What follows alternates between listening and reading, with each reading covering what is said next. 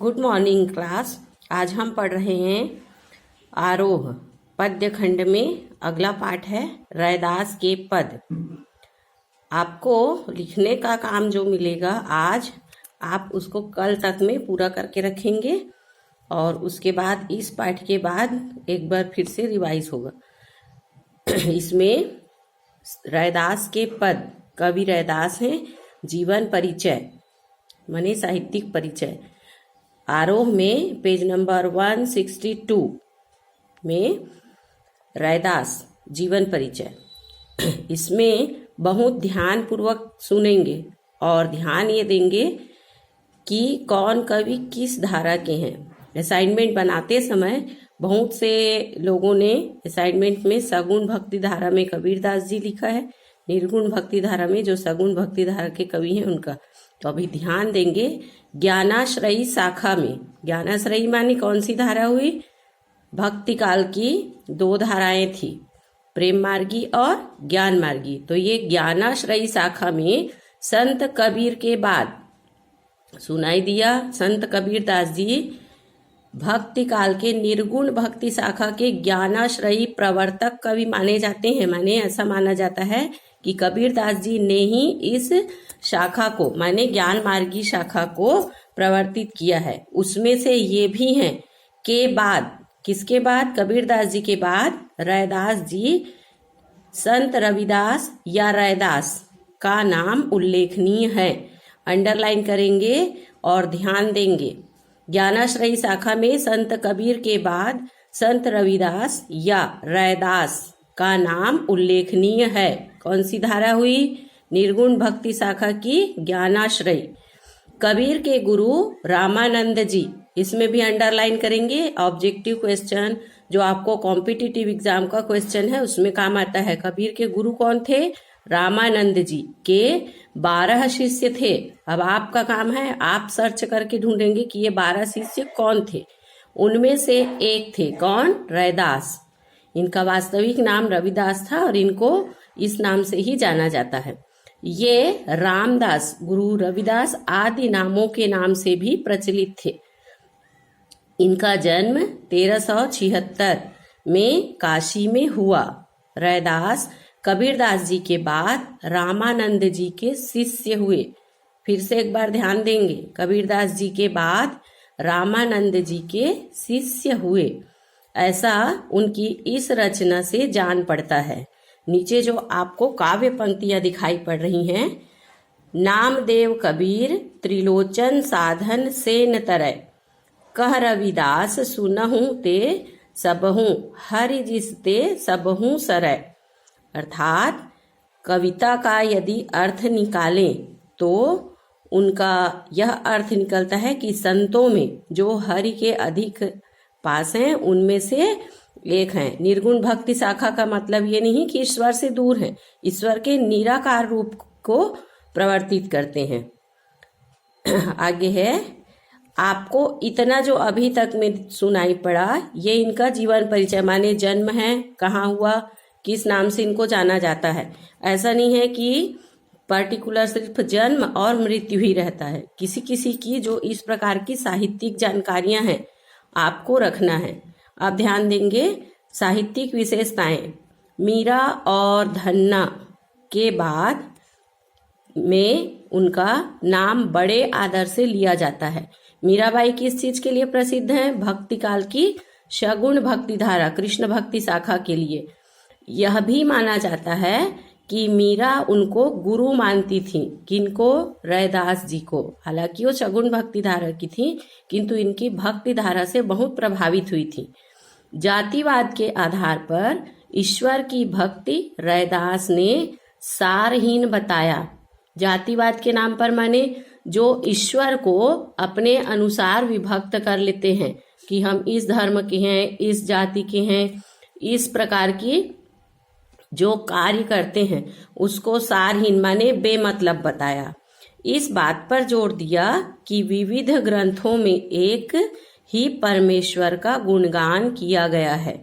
जैसे मुसलमान हैं वे जिस चीज को मानते हैं, जो पंजाबी हैं वे मानते हैं तो ये निर्गुण ब्रह्म ही है, गुरु का रूप को ही मानते हैं। किंतु ईश्वर का एक ही रूप है। इसलिए उन्होंने ये प्रवर्तित किया कि सारे रूप एक ही परमेश्वर के हैं। माने ये जो जाति धर्म के नाम पर बनाया जाता है वह तो मनुष्य के द्वारा बनाया गया है।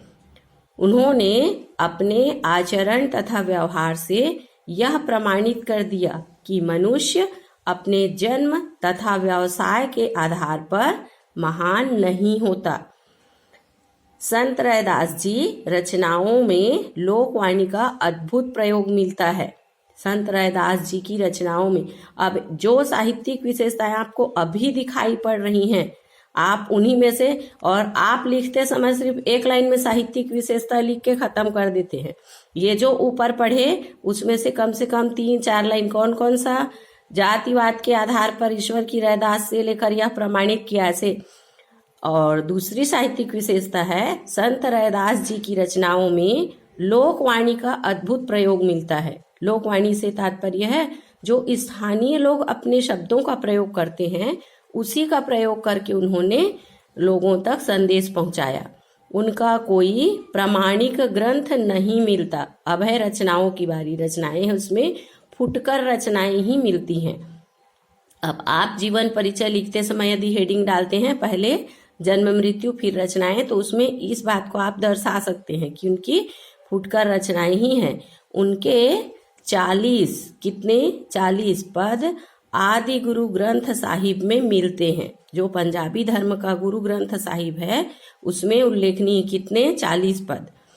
उनके उपदेश आज भी प्रासंगिक हैं। जातिवाद के खिलाफ आवाज उठाने वालों ने रैदास का नाम सबसे पहले आता है कि जाति धर्म के नाम पर लड़ाइयाँ जो होती हैं तो उसके लिए उन्होंने जो संदेश दिया है उसको अग्रिम पंक्ति में समाहित किया जाता है। लोग उससे देखते हैं, सुनते हैं, प्रेरणा लेते हैं। इनके विचारों पर आधारित रविदास धर्म भी प्रचलित हुआ है। कुछ स्थानों पर लोग मानते हैं और उसे अपना एक संप्रदाय ही बना लिए हैं। आज भी संत रविदास जातिवाद के खिलाफ संघर्ष के प्रतीक माने जाते हैं। बहुत ध्यान पूर्वक सुनेंगे, अंडरलाइन करेंगे इनमें से लेकर।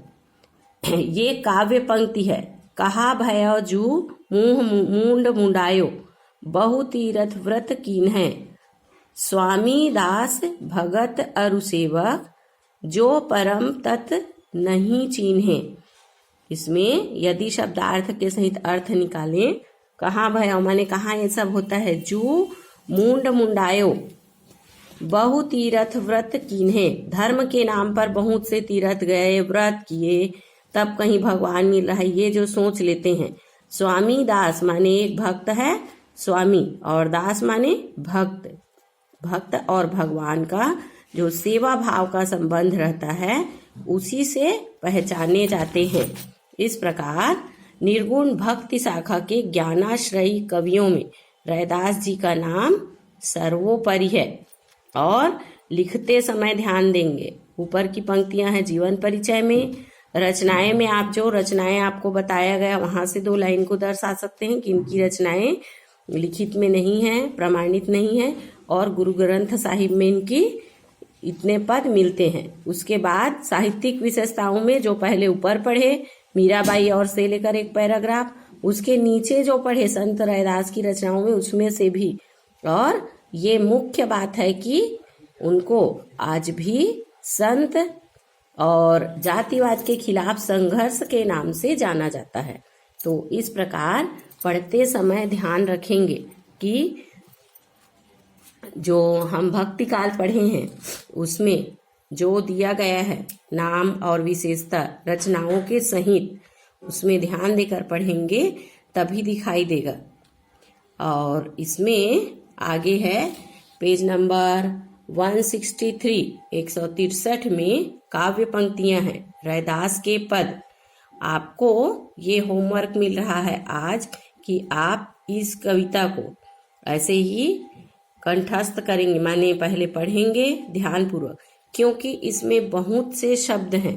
जैसे कबीरदास जी को माना जाता है कि घूमते घूमते कह देते थे, बोल देते थे, वे ही पंक्तियां संकलित है। वैसे ही इन्होंने भी बहुत से स्थानीय शब्दों का प्रयोग किया है।